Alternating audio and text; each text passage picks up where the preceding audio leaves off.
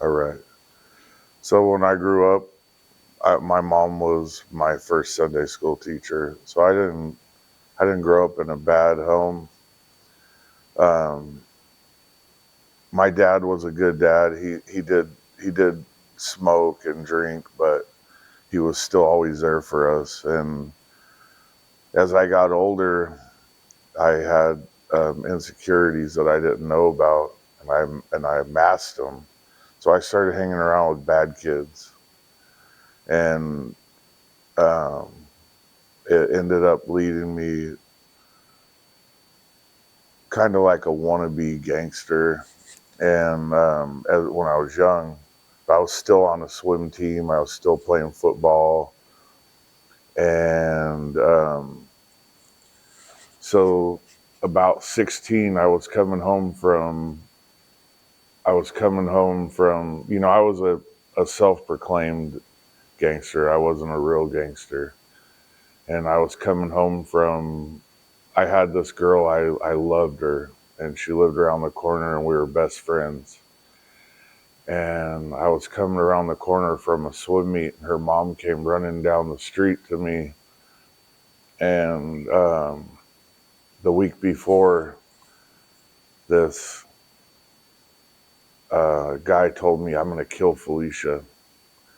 And sure enough, he made good on his promise. And the police counted it as a suicide, even though there was another gun in the room. So it left these people on the street, and they knew that I was part of that. So they tormented me. And I don't tell a lot of people this, but for this I had PTSD, and I had slept on the floor for years under my parents' bed because they broke her window out to get to her. And so I thought they were going to break my window out and get me. So I fast forward, that fear turned to anger. And they were one kind of gang, so I decided I'm going to be the other gang. And I already had all my people that from my neighborhood, and we all just became a gang. And I became the person to be afraid of. And through all that anger, what I wanted to be a Marine, and I trained. I was a perfect athlete. And one day I was working and I fell out of a rig, a big rig, and I see it now that God was slowing me down.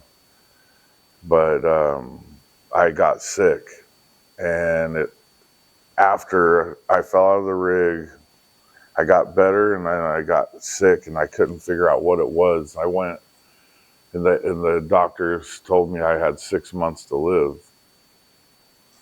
And at the time, I'm selling drugs, and I'm living. I had a roommate, and we were doing our thing, and so I was driving past my old church, which actually is my friend uh, Pastor Traub's parents' church. And the Holy Spirit kept tugging me and telling me, go get prayed for. And I thought, why are you telling me this? I'm going to sell drugs. And he just wouldn't let me go.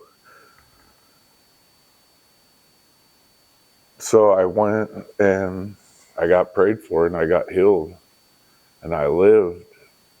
And the whole time when I was sick, I was telling God, I knew God, but I wasn't living for God. And I was telling him, you're going to kill me. I'm not going to get to be married. I'm not going to get to have kids. And the way God works is the whole time after I got healed, I didn't follow God. I thought I did. I would talk to him on occasion like an uncle or something. And he was giving me all the stuff that I cried to him about. And I didn't realize it. And fast forward, I stopped gang banging and I had a kid. And I was out of the game. I didn't want to be in the game no more. I seen somebody get shot and it just wasn't worth it for me. It didn't have no value for me. And so I get to 20 years later, now I'm more in organized type of crime. The way I got sucked back in was somebody said, "Hey, let's grow weed." So I started growing weed, and I then I got sucked all the way back into a organized type of crime life, and it led to a lot of bad choices. It comes with you see a lot of stuff that people think's just in the movies, but it's real, and it's right in your own backyard. And um, you get caught up in thinking that you're somebody special because people start treating you special because you're around a lot of money and you're around a lot of fancy shiny stuff, and everybody has women, and I got caught up in every bit of that, even though I had a woman at home.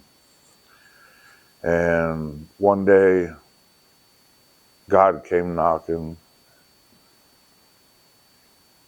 I I had 3 phones, literally 3 phones, and we were taking a load to the dump with my son.